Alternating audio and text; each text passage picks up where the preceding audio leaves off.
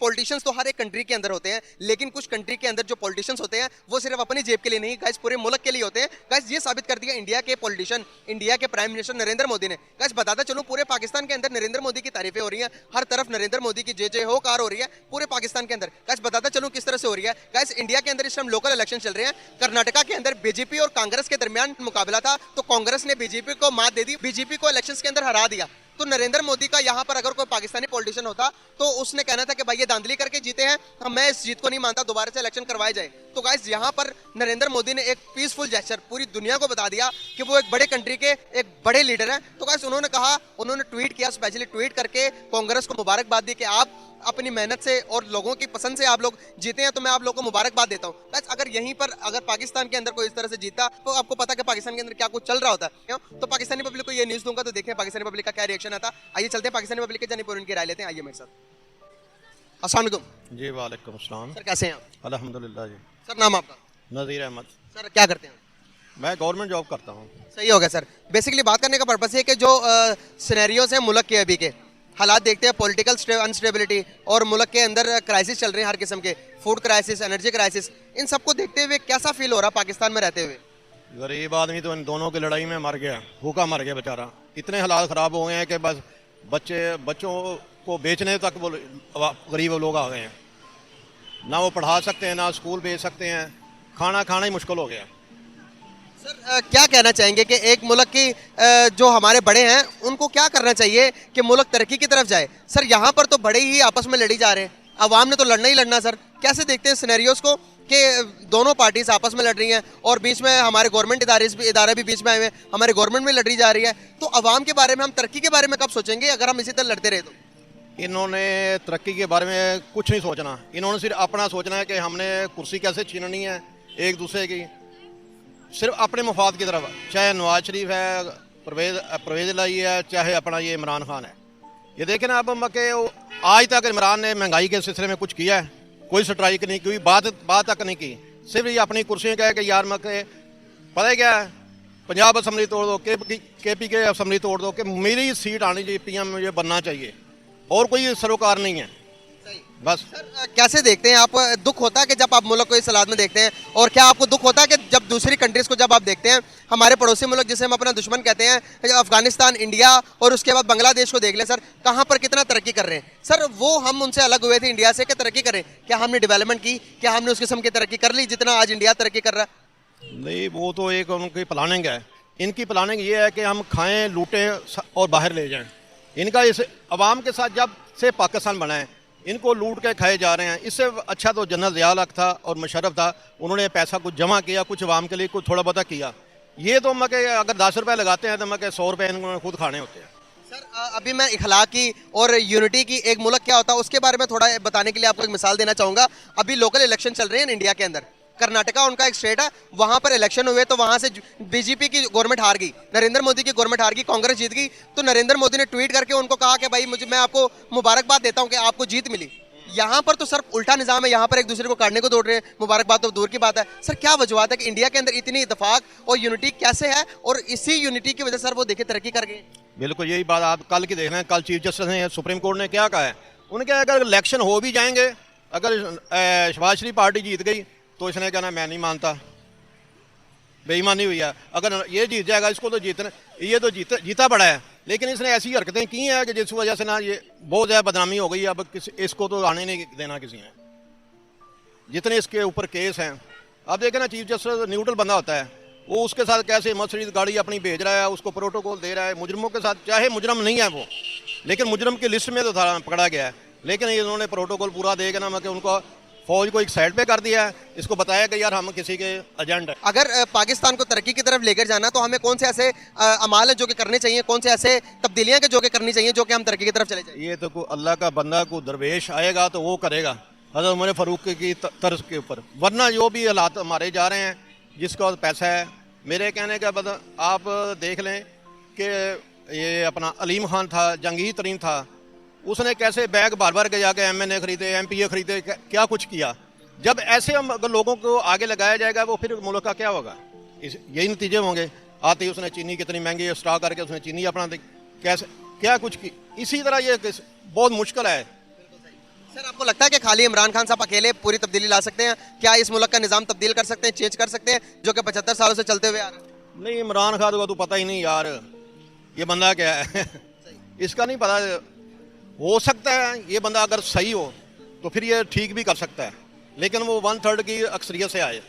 मतलब आप कहना चाह रहे हैं कि आपको किसी भी पॉलिटिशियन के ऊपर जो पाकिस्तान के मौजूदा हैं किसी पर भी यकीन नहीं है आपको? यार अब आप देख लेना क्या हो रहा है।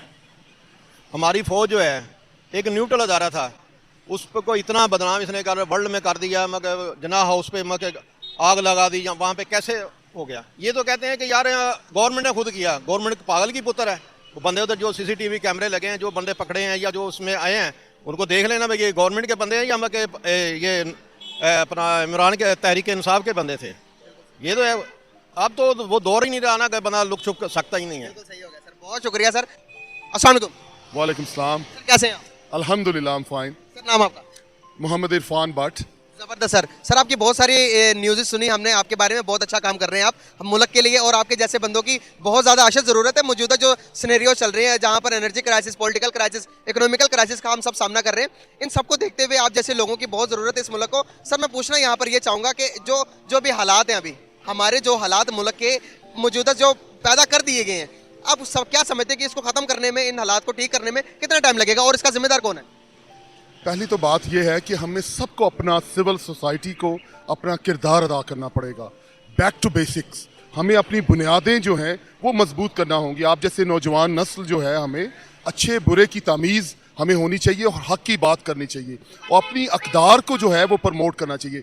जैसे आपने सवाल किया कि हमें कैसे ठीक करना चाहिए, हर इदारे को आपको पाक करना है। मेरे मुताबिक जो है हर इदारे में जो हमारे मुल्क को पीछे किया जा रहा है, और लोग ज़्यादातर जो सियासी महाज पे लड़ रहे हैं वो हमारा एजेंडा नहीं फॉलो कर रहे, वो किसी और का एजेंडा फॉलो कर रहे हैं। मैं ये हक की आवाज़ है, तो मैं समझता हूँ कि सिविल सोसाइटी को अपना किरदार अदा करना चाहिए। हमारा मुल्क इतनी कुर्बानियों से लिया गया है, आप लोगों को शायद एहसास नहीं, लेकिन दियारे गैर में रहते हुए, बाहर मैं यूके में रहता हूँ, तो यकीन माने, अल्लाह करे कि आप में वो फीलिंग्स आएँ कि आज़ाद मुल्क कितनी बड़ी नेमत है और कितनी जिद्दोजहद के बाद हमने ये खिता हासिल किया। ये स्टैब्लिशमेंट में नहीं हासिल किया, अब तो ओपन हो गया। जो हमारी अफवाज पाकिस्तान थी, हमारी प्राइड थी, लेकिन अनफॉर्चुनेटली सारे जनरल्स नहीं, बहुत से जो एलीट है, जो अपर रैंक के लोग हैं, वो किरदार अदा नहीं कर रहे।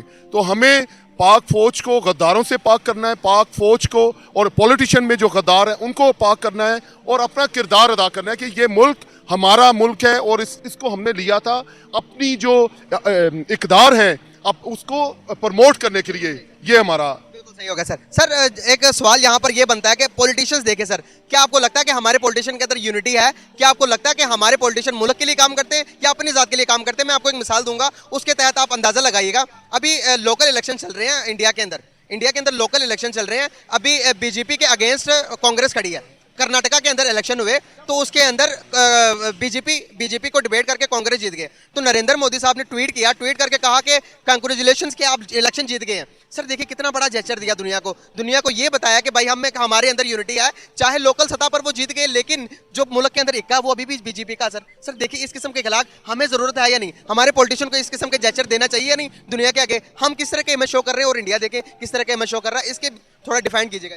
देखिए ये बड़ी अच्छी बात है जो, लेकिन मैं समझता हूँ कि हमें यूनाइट होके, सबसे पहले प्रॉब्लम यह है कि इलेक्शन हमारे यहाँ पे रिग्ड होते हैं। आप इंडिया की आपने बात की, वहाँ पे मेरा नहीं ख्याल कि इतनी धांधली होती जितनी हमारे यहाँ होती है। जब तक ये रिग्ड इलेक्शन, मैं आपकी विसादत से तमाम पॉलिटिकल पार्टीज को कहूँगा, मैं खुद भी 20 साल पॉलिटिक्स में रहा हूँ, 20 साल ग्राउंड रूट से एज ए प्रेसिडेंट बना यूथ विंग लाहौर का, फिर वाइस प्रेसिडेंट रहा मेन तहरीक है, फिर यूके में मैंने पॉलिटिक्स को बड़े करीब से देखा। तो यहाँ पे इलेक्शन सब रिग्ड हैं, तमाम जमातों को लाया जाता है। इस वजह से हमारी वो यूनिटी जो आप बात कर रहे हैं वो करैक्टर बिल्ड नहीं हो रहा।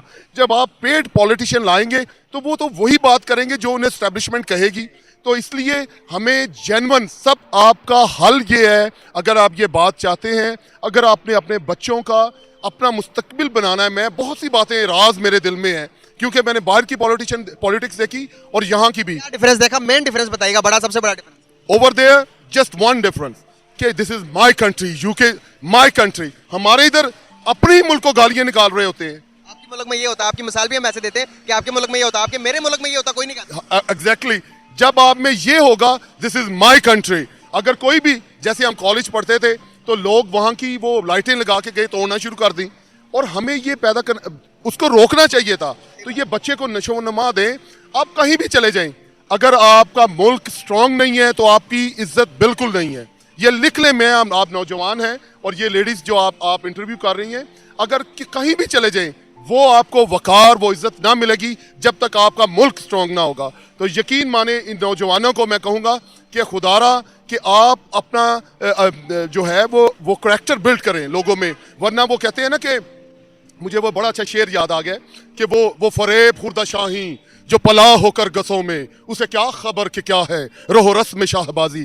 जैसा माहौल देंगे वैसी आप जनरेशन लेंगे, और अगर आप कॉपी करेंगे वेस्ट की, यकीन माने फिर आपका अपनी आइडेंटिटी जो है वो मिट जाएगी। तो बस सर लास्ट पे एक क्वेश्चन पूछूंगा, उसके बाद आपको इजाजत है। आपका कीमती टाइम के लिए बहुत शुक्रिया सर। जिस तरह से अभी ग्रोथ कर रहा है इंडिया, अब दुनिया की 5वीं बड़ी इकोनॉमी बन गया है सर, कहीं ना कहीं हम यहाँ पर अभी भी हमारी बातचीत चलती है, प्राइम मिनिस्टर साहब को जब दबाव थोड़ा आ जाता है तो वो कश्मीर की बात कर लेते हैं कि भाई कश्मीर के अंदर बड़ा जुल्म और ज्यादती हो रही है। तो सर आप बताइएगा कि जुल्म और ज्यादती यहाँ पर क्या हो रहा है, यहाँ पर क्या हो रहा है? हम कश्मीर की बात को छोड़कर पहले अपने इस मुल्क को जो हमने कश्मीर बनाया हुआ, इसको कब ठीक करेंगे आप? देखें, ये एग्जैक्टली देखें, जब तक आप खुद ही नहीं कुछ कर सकते तो आप दूसरे भाई को क्या करेंगे।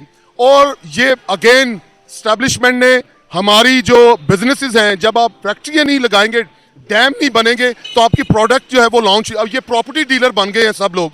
तो जब तक आप बिजली सस्ता ना करेंगे, डैम को कौन नहीं बनने दे रहा है, हम सबको मालूम है। तो खुदारा अपनी बड़े टैलेंटेड यूके में डॉक्टर्स, इंजीनियर्स, हर इंसान में टैलेंट है। आप अपने आप को कम, जब तक रिसर्च सेंटर बेसिक, आप फैशन की कॉपी करते हैं, हॉस्पिटल का हाल देखें, आप जाके किसी भी रिसर्च सेंटर का हाल देखें, कोई नहीं है। तो जब तक आप अपनी प्रोडक्शन बिल्ड ना करेंगे, लोगों को टेक्निकल बनाएंगे, ये प्रॉपर्टी डीलर सब बन चुके हैं। अब मुल्तान में क्या किया है एजेंसियों ने, DHA ने बना दिया है, दरख्त, आम के, मैंगो के दरख्त काट कर वहाँ पे उन्होंने वो अपना सोसाइटियाँ बना दी। इतना मुझे दुख हुआ, अमेरिकन आए, उन्होंने वहाँ की मिट्टी को लिया और रिसर्च की कि ये देखे ना, ये इससे ज़रूरी मुल्क है, हमें तो गंदम शॉर्ट होनी नहीं चाहिए। और यूके में हर वक्त हर चीज़ मौजूद है, तो यहाँ पे टेस्ट भी है। खुदारा मैंने तो हमेशा अपने मुल्क की बका के लिए काम किया है। I love my country. तो जब तक हम अपने कंट्री का मजबूत ना करेंगे, हम कहीं भी चले जाएं, हम आउटसाइडर रहेंगे। तो यही मेरा पैगाम है।